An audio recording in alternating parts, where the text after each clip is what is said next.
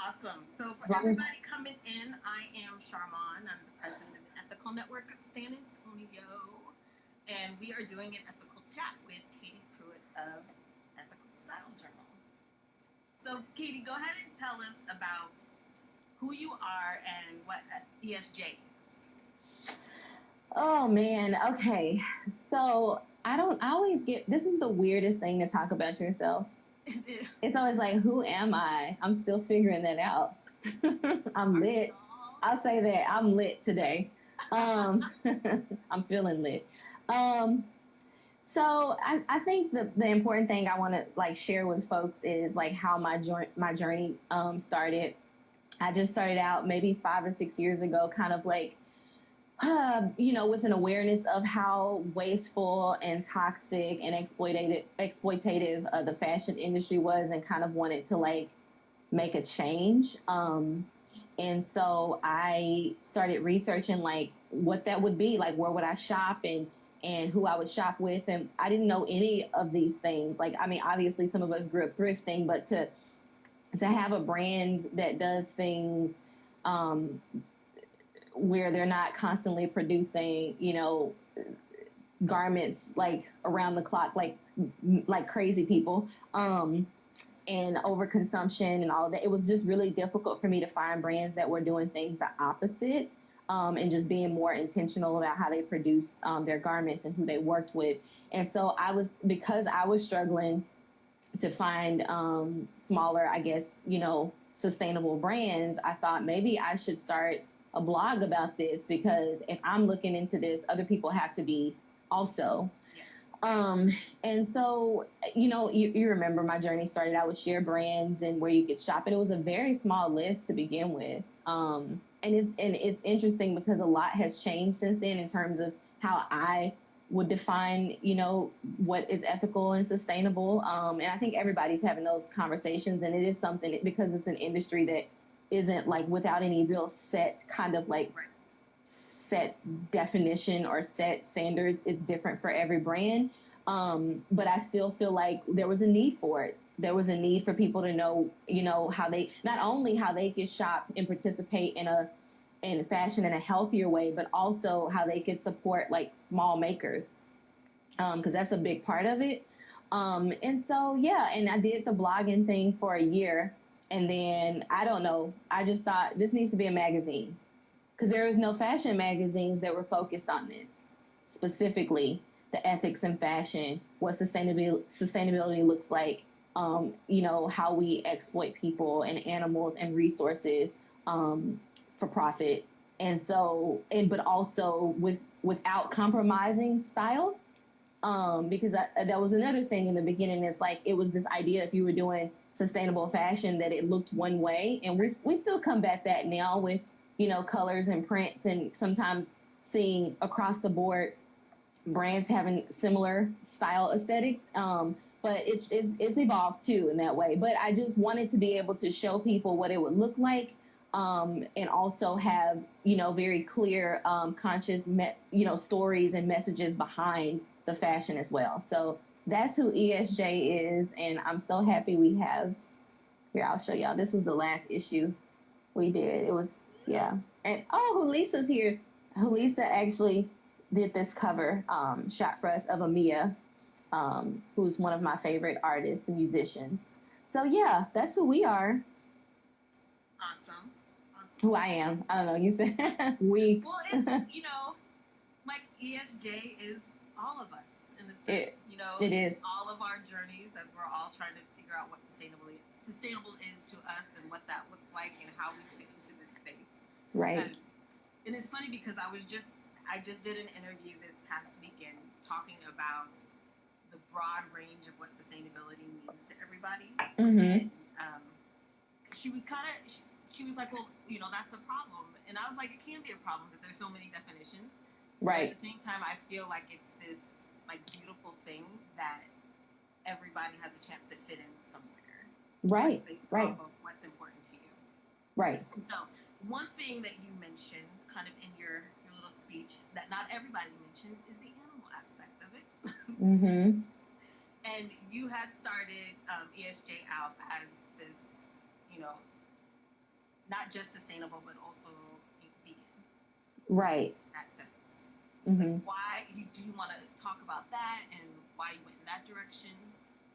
Yeah, I mean, and like personally, I'm on a journey of like kind of like redefining even that aspect of my personal life and how I tie that into the work, because I think veganism, in general has very many, it can be, I guess, mainstream vegan movement. I find very problematic in a lot of ways.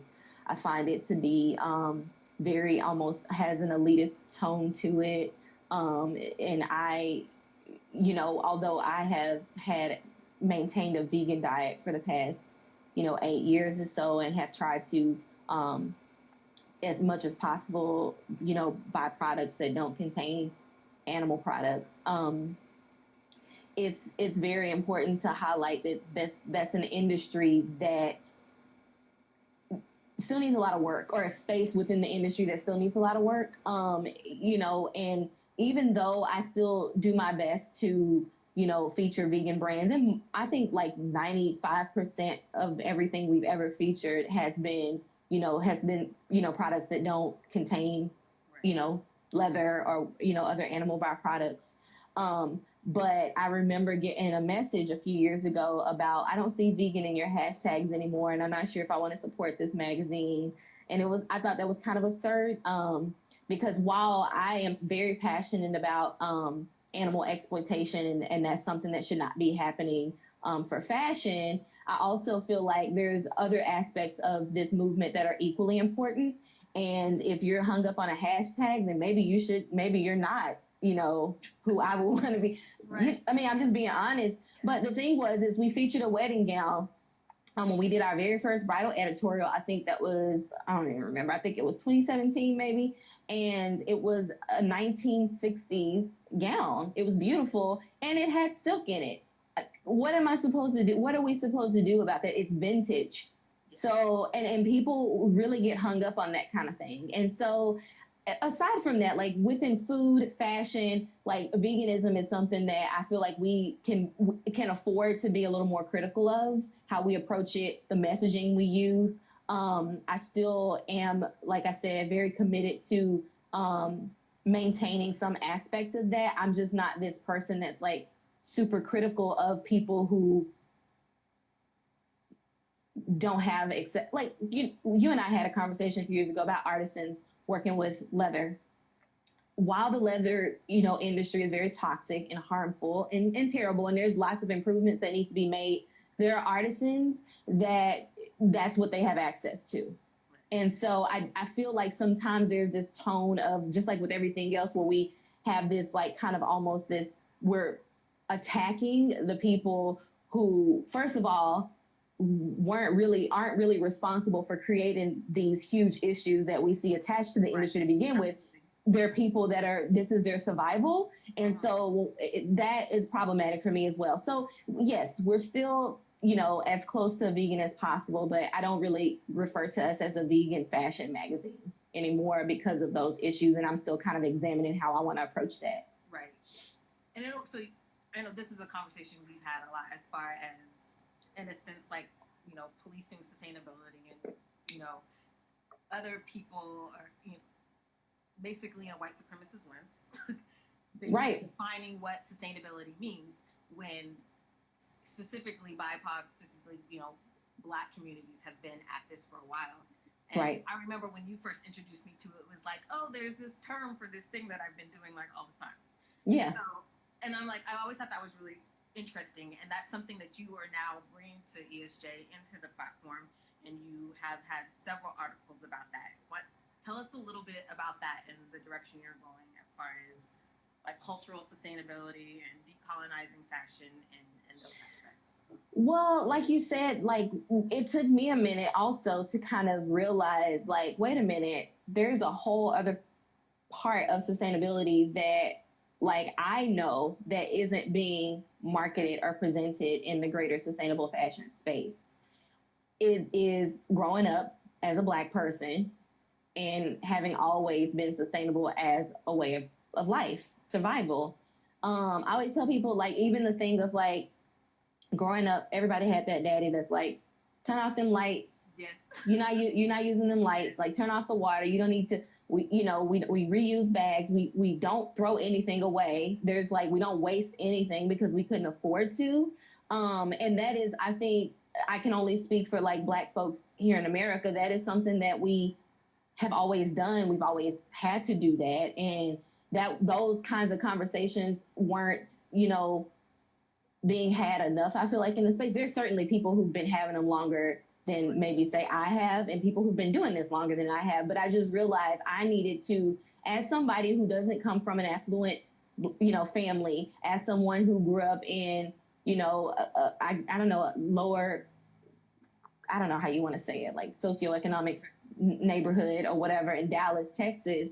Like, I knew that the tone that we were having in sustainable fashion would not even appeal to me in the way I grew up. Like, it wasn't speaking to me. Like, I was boxing my own self and my own experiences out of that. And so that's when I realized, okay, it's time to create more space for these conversations. And the more we've grown and the more our community has grown and the more support we've gotten, the more resources we have, the more connections I've been able to make, I certainly feel like I found my voice and I feel more grounded in this new direction. And so y'all gonna be hearing a lot about cultural sustainability. That's all I want to talk about these days, because it's like, it's such an important piece to it all. And even like, I know you were saying you read the recent post on the website where we were talking about cultural sustainability or cultural preservation for the Black community specifically is such an important conversation to have, because what are we sustaining if we're not sustaining communities? Right. What are we actually doing? That's everything. That's the heart of everything. And so, I'm really excited about this new direction. I'm excited, I think, because it's like, you start something out and we never stop growing. We'll always be expanding and evolving. But I feel that I found my footing, and this is where my voice matters the most in this, what's happening right now, and reclaiming what these things look like, because it needed to happen, and I'm glad to be part of that now. So, and even as you're saying, like, you're part of that conversation, I feel like ESJ has always had that at the forefront. Like, always had, a woman of color on your cover, like, always.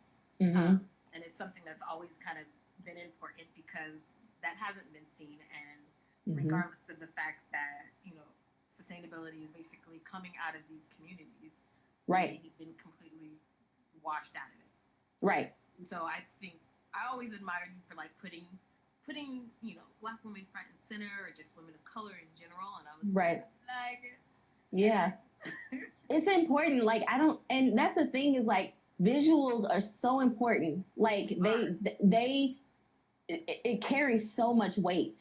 Visuals do. If you see, that's why when we talk about even stuff like representation as far as books go for young children and what they see and who they see being, presented in the stories or whatever. Like, it's the same thing with like magazines or any other form of media. Like, I knew that we had to create a shift, and I knew the power that magazines historically have in kind of like, not just magazines, but media in general in this country, the kind of like responsibility, power, I would say, that they've had in kind of shaping people's way of thinking. And it hasn't always been used in the most positive way. So I knew that starting a magazine, like, I wanted to be able to do that, but know that I was going to do it in the most intentional, most compassionate, most honest way.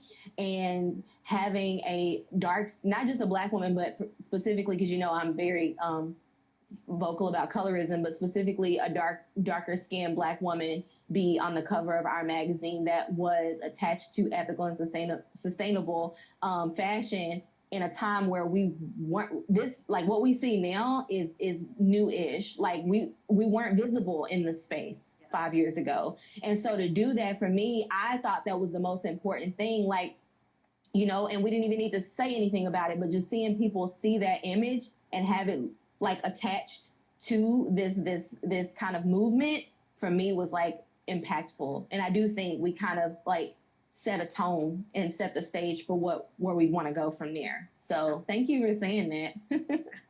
Yeah. Oh, we had a comment. Let's see. Oh, yes. Less perfect vegans, more people trying to use less animal products. Yes, I love it. I am big on that. I think more impact comes from a bunch of people doing little things than a few people doing like everything perfect. Right. I agree. That's where all your impact comes from. Yes. I love it. I love it. I'm drinking mint tea, by the way. I love it so much. But if I have something green on my tea, please tell me, because it's like loose mint. It's just the mint leaves are floating in the water. That's the way I like to drink it. So I was like, I can't see. So I'm gonna need everybody to like put some comments in there and move some of the if y'all see green on so I can see her tea. Or y'all let her know if you see it, because I can't see it. Look how I'm gonna respond. That's what I did. Yeah, so I'm excited that we're having like these conversations, and you and I have so many behind the scenes conversations about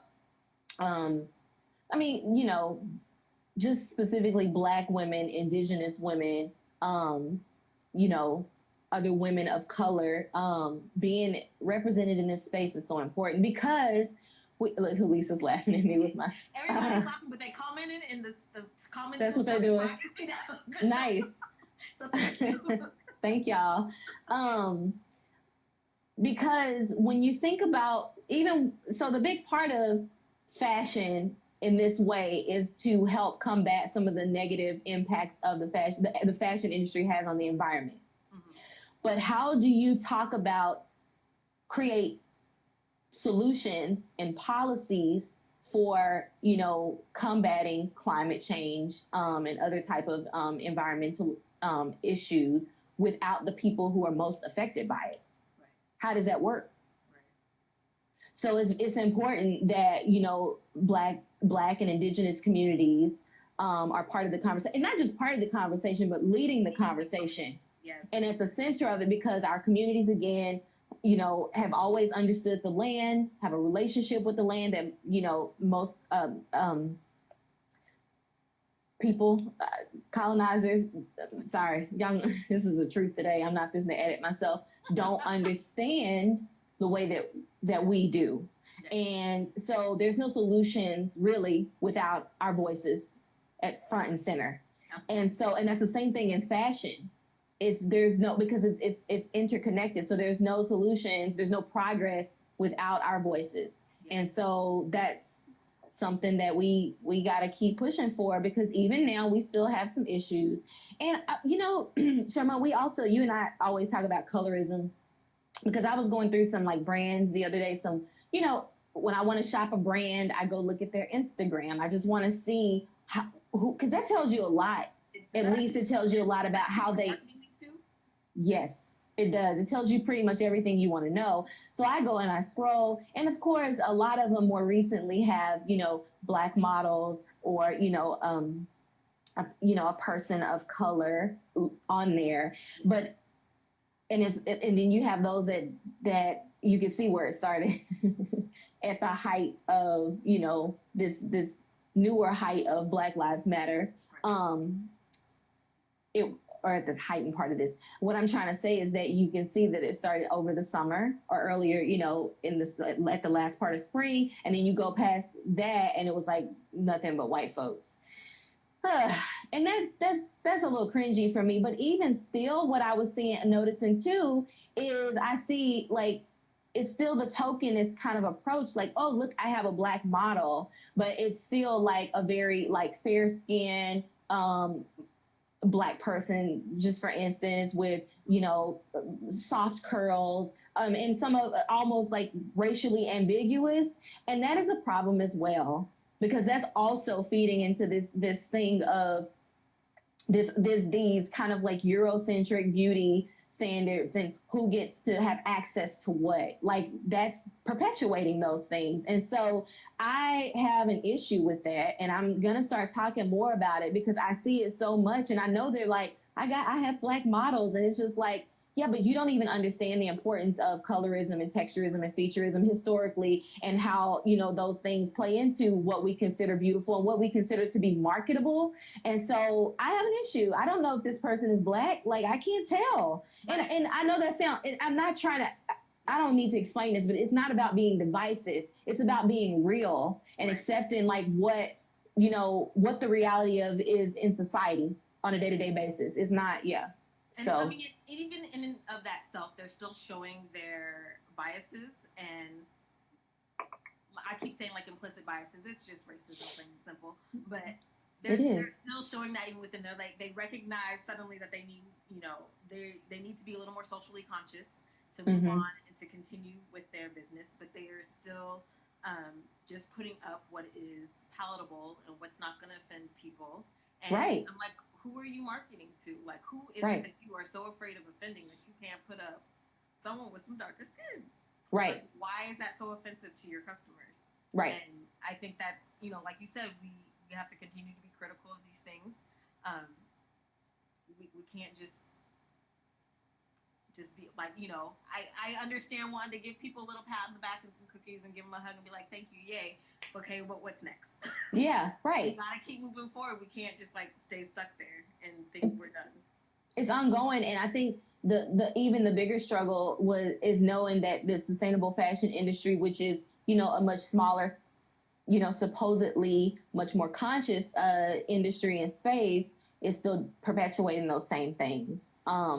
And it's like the you know, the white liberalism we talk about. I have issues with that. It's like, I'm woke. I know what I'm doing. I'm doing this the right way. So you can't tell them nothing because they think they've got it figured out. So it's the same thing in sustainability. So I'm reading a comment. Yeah. Rooted vegan. It bothers me too to see. Can you read that, Charmaine? All right, it says, it bothers me too to see them posting Black faces just since the recent BLM movement, but I also feel like it's what I asked for, more inclusion and Black representation. And I agree. Yeah. And I agree, but at the same time, what I want, not just representation, but I want inclusion. I want to make sure you got somebody Black that you were asking questions to. Well, and I think it's one thing, you know, and I respect that. That wasn't what I asked. I'm asking that they, you know, that our quality of life can improve across the board. That's what I'm asking. And so for me, you know, why I talked about diversity being an issue. Where did that fly come from? I don't know. Is that the one that from Pence?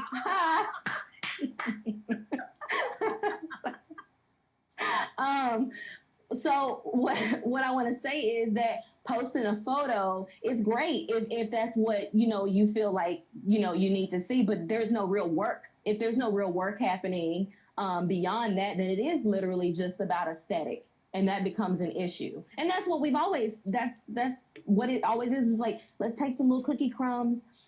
Exactly. Yeah. Let's give them cookie crumbs. Let's post a Black person and post a Black square, but like, the work needs to happen behind the scenes. Arrest those cops. Sorry. Yeah, that too. And I want people who, you know, like in San Antonio, when I would go to participate, you know, in some events here locally for Black Lives Matter or for the movement specifically, I saw so many non-Black people show up. Everybody cares. And I'm like, but where was this energy when I moved to San Antonio? I was being harassed at work every day because of the texture of my hair. It's got to be always, not just in front of the cameras, and certainly not only when you're watching somebody be murdered on video. Like, that energy has to be maintained. And so, yeah, post a picture, but are you doing anti-racism work? Do you understand what anti-Blackness is? And so if you do, then we wouldn't be having this conversation. I don't know. I feel like the thing about all of this is specifically, you know, white supremacy, anti-Blackness. There's so many like nuanced conversations that have to happen.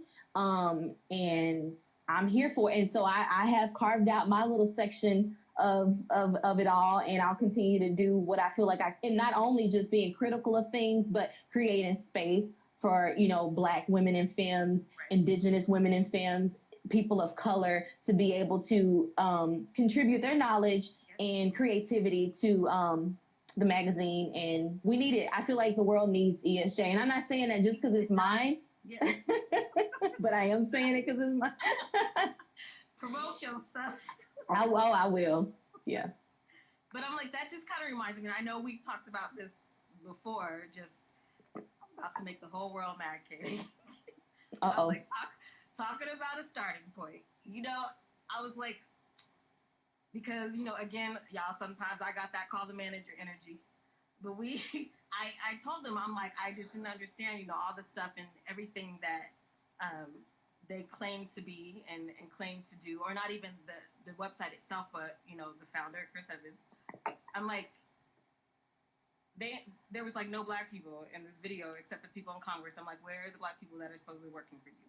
So then I posted a comment on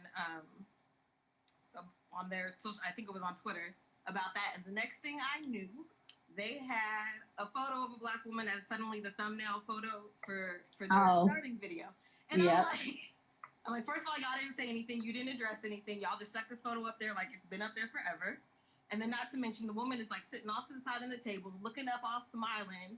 And I'm like, I had like these happy little slave like flashbacks. And you got these three men like standing above her, making all the decisions while she's sitting in a chair at a computer. Like, what you do want next? And I'm like, no.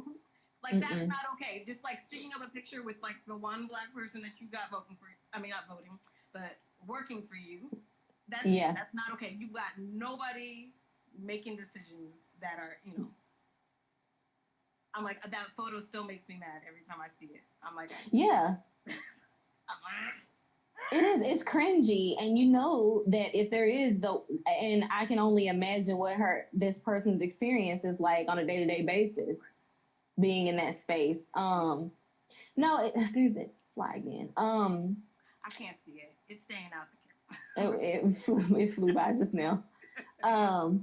Yeah. So it's all important, and you know, in fashion, fashion historically, I feel like has been a very harmful industry, and not for speaking specifically for the environment, but just the images that we've seen represented, you know, for a long time now, doesn't include people who look like us and people with certain disabilities. Like, it's just never been inclusive, and it's still not very inclusive.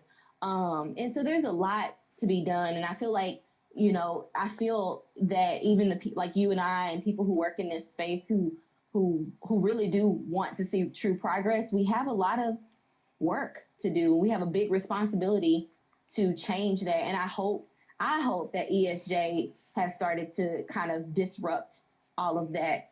You know, I feel like we have. I feel like, I mean, we're not even a huge platform, and I feel like so many people have messaged me, or friends, and people I don't know that I just say are my friends that I've met, you know, just on social media, have told me I didn't even think about these things until I picked up your magazine. So thank you. And that means a lot. And then they shop the brands that we promote. And, you know, like, I'm very careful about brands that I partner with. Like, I want to get to know who they are, the people I've become friends with, the people who, oh, hi, Rachel. Rachel Tonley is here. But yeah, it's like, it means a lot to me. And so I just hope that we can continue to do the work, because it's necessary. And this next issue, I'm so ready for the world to see. Like, this is my favorite. I said it about every issue, and you should, right? It should get better every time. Are we able to say? Look, ESG inspires people to change. Oh, wait. I missed the question. Yeah. I can't find it. Oh, maybe Ruth. Maybe they can repost it. Wait, are we able to celebrate Fenty's diversity while still being upset at the fast fashion aspect? Thoughts? Yes. Yeah. I think so. I mean, because there's so many aspects to this, but I'll let Katie, because Katie is the person. No, you're right. I feel like that's another huge misconception a lot of the times, is that there's not space for criticism and celebration. Like, they have to be, they're not mutually exclusive. I can celebrate, you know, what Rhianna and her team has done with Fenty, but I also will tell you that there's a smaller brand and they don't do lingerie or women wear, but they certainly do makeup. Mentic Cosmetics is a Black woman owned. I think they're I don't know if they're independently owned. I know that they shared their experience in the beginning of getting funding. But there are other brands, smaller brands, who've also been doing what, Fenty kind of came out, like having these different skincare and beauty care products that were made for all types of skin and all types of skin tones. And so I celebrate that too, but Rhianna's super rich, and I don't, it's true. And a capitalist, if I'm being honest, but I also, I don't feel like I can criticize I think the fast fashion aspect of it and all of that. I would not go harder on her than I would a white owned brand or like Amazon, or Jeff Bezos, because Rhianna is also still a Black woman. And I just don't feel like Black people, Indigenous people should carry the brunt of the responsibility of these issues. And so then there's that, but there's room for the conversation to include both criticism and say, hey, I'm gonna pat this person on the back for doing this, because I love what Rhianna's done with Fenty. But I also love, I'm gonna shout out Mentic Cosmetics, because I think they make great lipsticks. I don't really use any of the makeup because I don't, as y'all can see. But I love their lipsticks. And so, yeah, and that's the thing. Like, people think you have to be all one way. There are certain things that I'm certainly like, you have to be this way only. But there are many other things, many other conversations that happen where you don't have to be all one way. And there's room for all of it. There's space for it. Yeah. Hope that answered the question. And I like it because I think that's what, ENSA is all about, is just that progress over perfection. But that critical aspect of it is so important, because we cannot progress unless we acknowledge what's wrong. Right. Let's celebrate what we're getting right, but then keep pushing forward. So that's the thing too, is like, a lot of us are healing, and a lot of us are working toward change. We can't do that without truth telling. Right. And we can't be edited and policed every time we're speaking truth that's going to lead to the and I'm not a fan of cookie crumbs anymore. Like, I said that in my stories the other day, because I think there was this powerful post where someone was like, anti-racism is not diversity and inclusion. It's true. I've been telling you this, right? We had a conversation the other night about diversity and inclusion committees and why I have an issue with them. It's not the same. And I just think a lot of us are tired of cookie crumbs. But in the case of Rhianna's situation, I truly believe, Rhianna's got her ear to the crowd. If someone were to say, hey, we love Fenty, Savage, her undergarment and lingerie line, but can you consider producing this way? Can you? I truly believe she would take that into account. And she would. I think she would listen. And I think that's the difference between her and someone and I'm only saying Jeff Bezos because fuck him. But, I'm sorry. ENSA, hey. But I'm just saying, that's the difference between someone like Rhianna, who comes from the community, the global community, and someone like Jeff Bezos, who's inherently colonialist, all about himself. And so they, what is the term I'm thinking about? I don't want to say colonizer again. But they have, he inherently is has an imperialist kind of mindset. It's impossible to not be that way. And so that is the difference I think that I wanted to share, is and if people were emailing Rhianna who are her customers and saying, hey, I've been thinking about, your products, and is there a way to make this lipstick without this? And is there a way to produce fewer collections in the year because of X, Y, and Z? I think she would listen. I do. Yes. Rachel's asking, did you mean evil when you said? I did. Yep. And I just said F Jeff Bezos on this video that's going to live forever online. That's all right.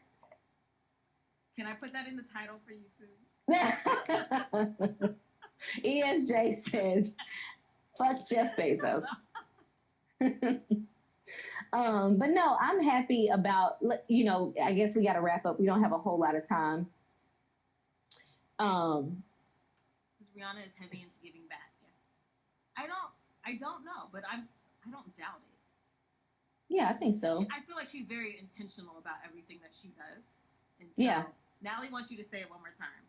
Again, Natalie, they're going to come after me. I already said it twice. Well, I already talked about, like, Hollywood's golden boy, so it's yeah. your turn.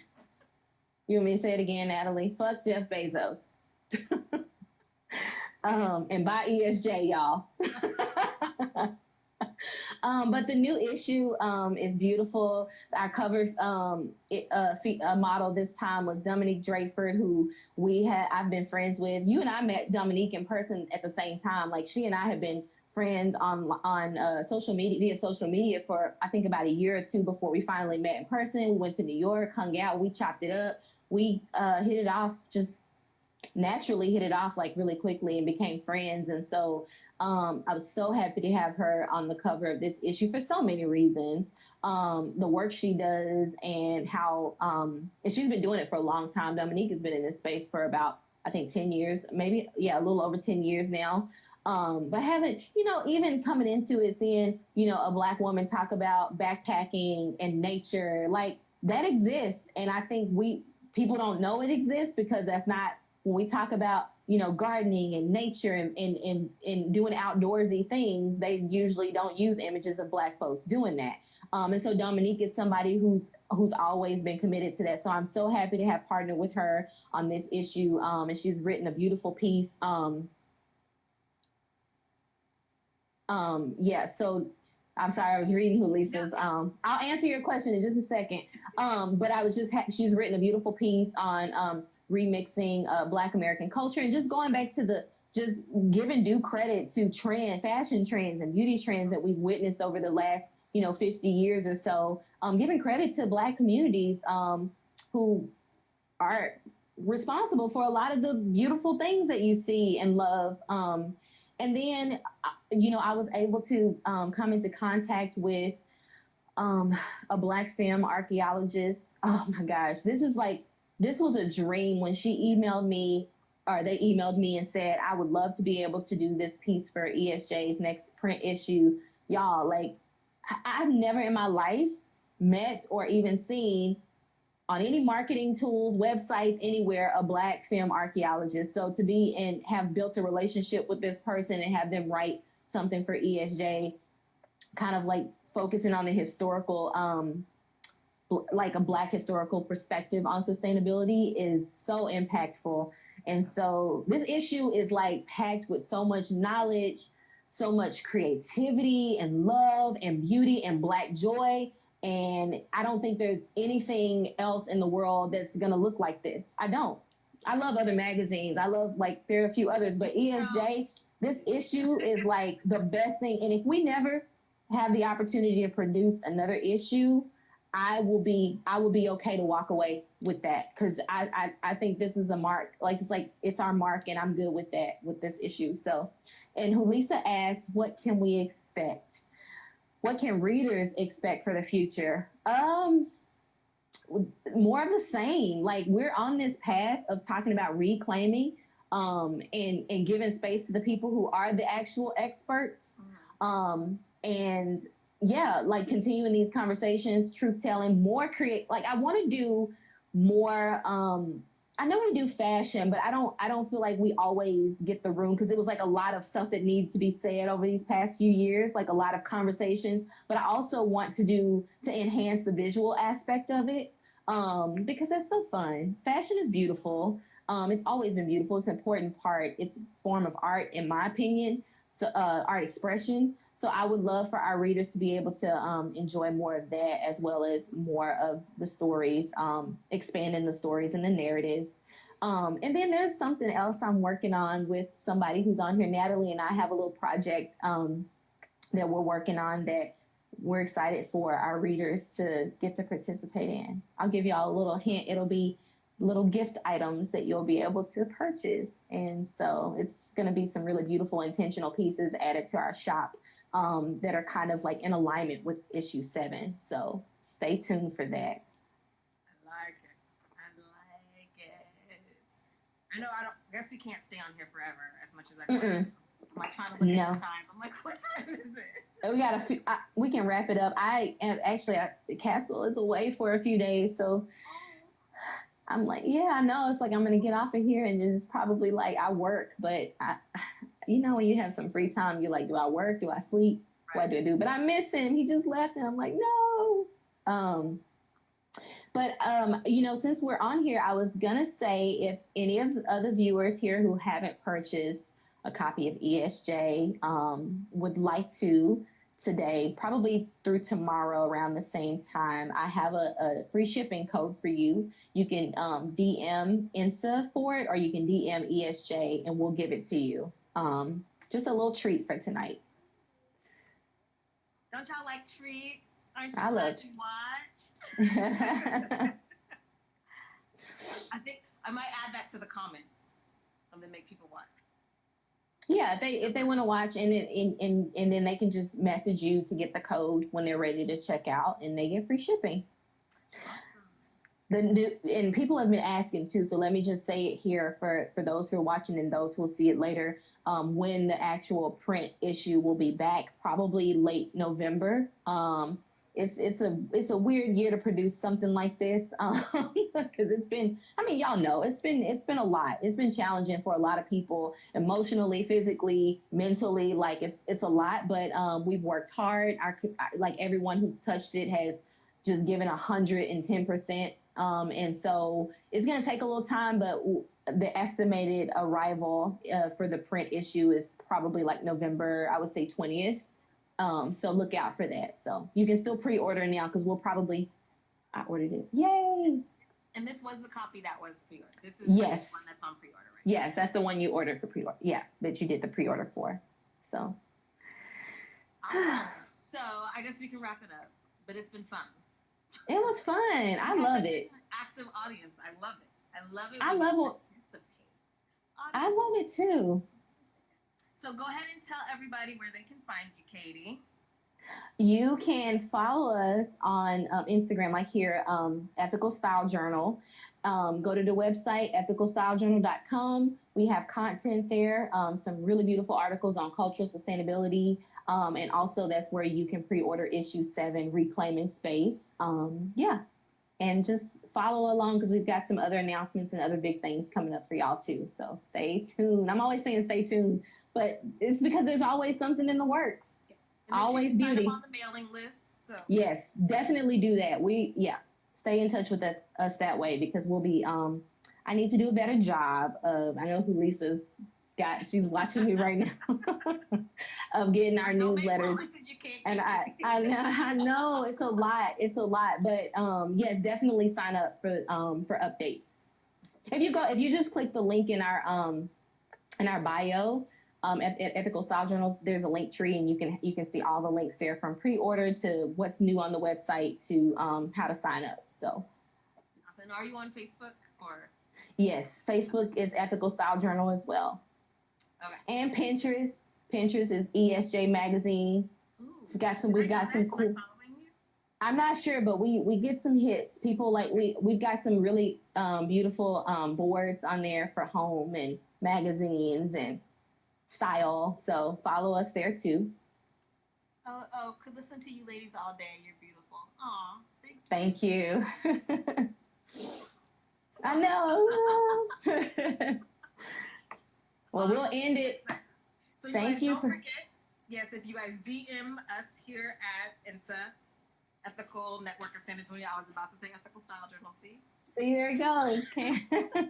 And we will get you that free shipping code if you have not ordered. And because I'm super nice, I'm telling you to tell your friends if they haven't ordered, then you better tell them to go ahead and get on Instagram and get that free shipping code so that they can get some free shipping. Yep. Love it. Yes. Thank you, Katie, so much. Thank you. Y'all have a good night. Bye.